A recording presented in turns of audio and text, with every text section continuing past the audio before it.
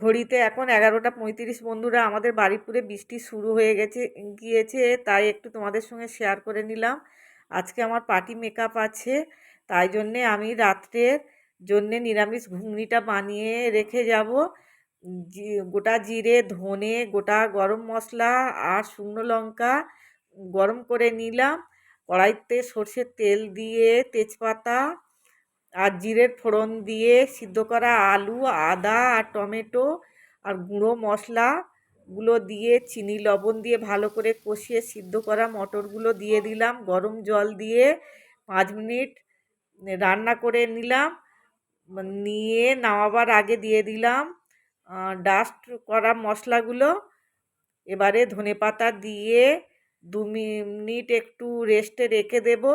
ঠান্ডা হয়ে গেলে হটপটে ভরে রেখে দিয়ে যাব। রাত্রে এসে রুটি বানাবো। তোমরা কে কোথা থেকে